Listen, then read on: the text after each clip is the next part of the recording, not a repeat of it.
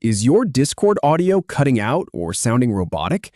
Fix it in under 5 minutes with these proven settings. So here's the plan. We will start by making sure you have the right devices selected. Then we will dial in your input sensitivity and noise suppression. And if things are still acting up, we will reset everything to give you a clean slate.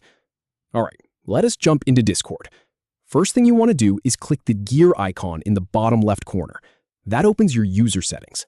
From there, look down the left sidebar and click on Voice and Video. This is basically mission control for all your audio. Now, here is the most common mistake people make. They leave their input and output devices set to default. That can cause all sorts of weirdness because Discord might grab the wrong device. So instead, manually select your microphone under Input Device and your headphones under Output Device. Pick them by name.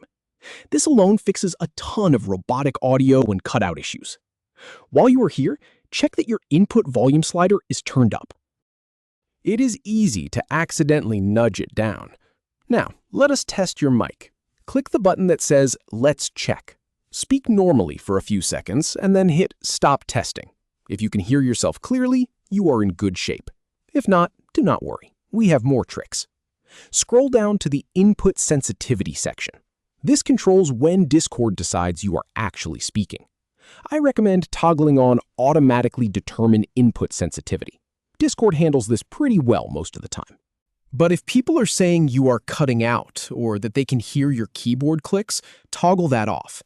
Then manually drag the slider so that the bar lights up green when you talk but stays dark when you are quiet.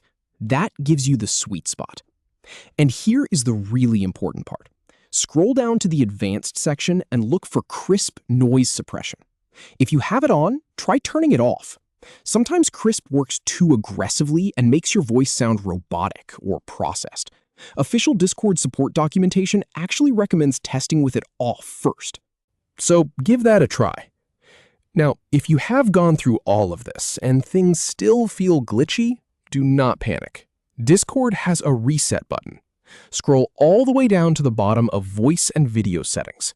You will see a button labeled Reset Voice and Video Settings. Click that. It clears out any corrupted settings and gives you a fresh start. You might have to reselect your devices afterwards, but it is worth it. And that is really all there is to it.